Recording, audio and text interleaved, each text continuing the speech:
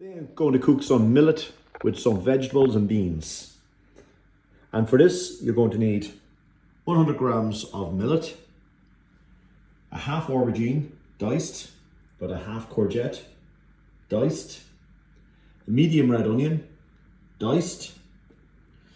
This is the drained weight 200 grams of mixed beans from a can. I think it's a 400 gram can, but when you take the liquid off it, it comes to about 200 grams of beans. I'm going to use 100 grams of frozen peas,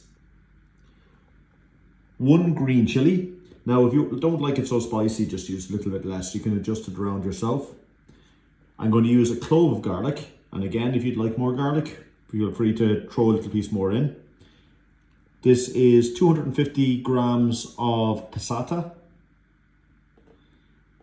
And then I'm going to just use a little bit of fresh basil, some salt, olive oil and pepper to finish. To start, I'm going to add just a little bit of coconut fat onto the pan. Again, I know I didn't mention this, but any oil will do. Just avoid the seed oils, such as sunflower seed and so on, rapeseed and the like, because they tend to be quite high in omega-6, which is quite pro-inflammatory. Onto that, I'm going to add my onions.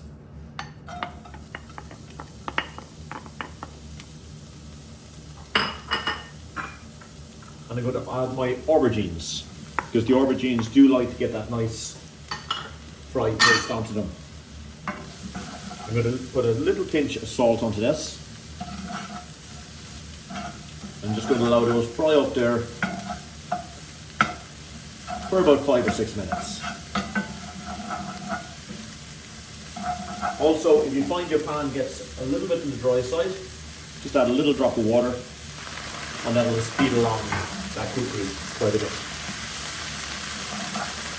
I'm going to put a cover on the pan and just let that cook again for about 5 or 6 minutes. Do keep an eye on it as it's cooking, just in case your pan gets dry as well, and keep it stirred as it's cooking. I'm going to add the courgettes. And at the same time, I'm going to add the millet.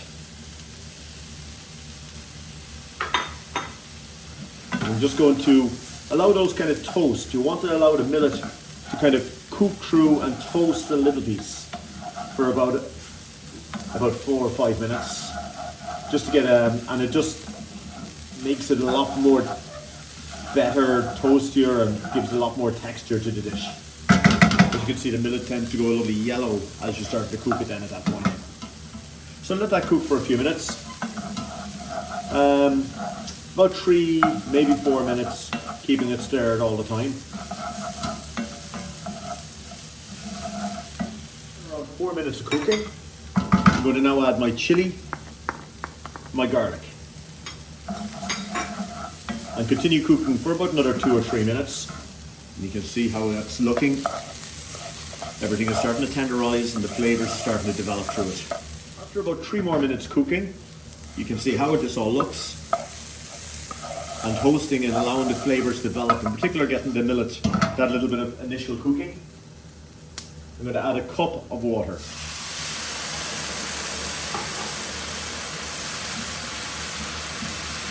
You can also use stock for this, but I find the water is fine. I'm going to bring that to a simmer and allow the millet on a medium-low heat to absorb that liquid. So I'm going to put the lid on and leave it there for a few minutes, but do keep an eye on it as it's cooking. If you find your pan is getting a little bit on the dry side and the millet still needs a little bit more cookery, just very simply add about another half cup of water. And again, allow it to reduce down and cook away.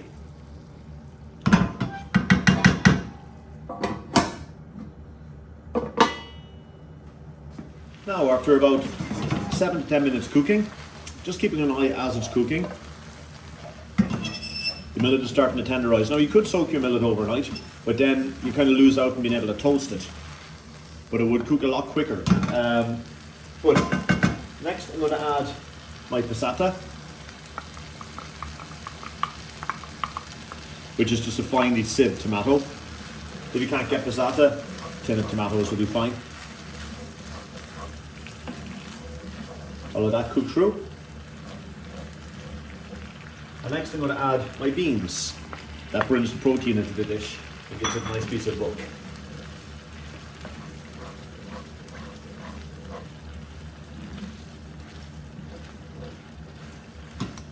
I'm just going to let this cook for about another further 5 to 7 minutes, just on a low heat, just allowing everything to absorb together and allowing the millet and so on to get nice and tender.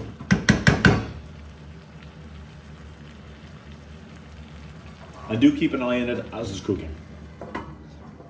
Now, at this point, I'm just going to season with a little bit of black pepper.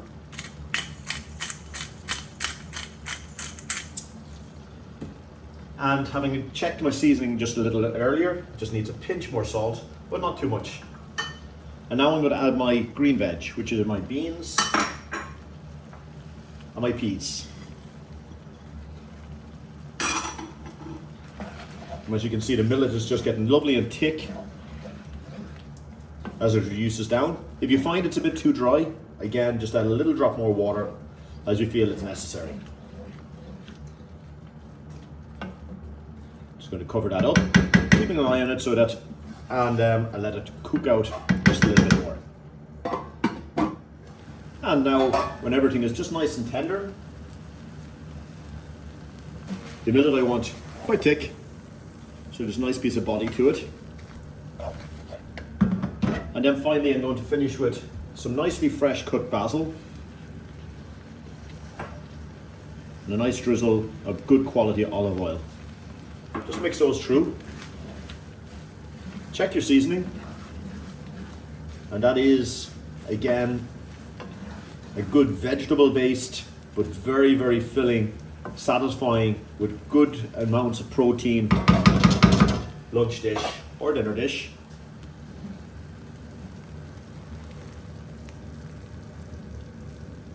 That you can make any day.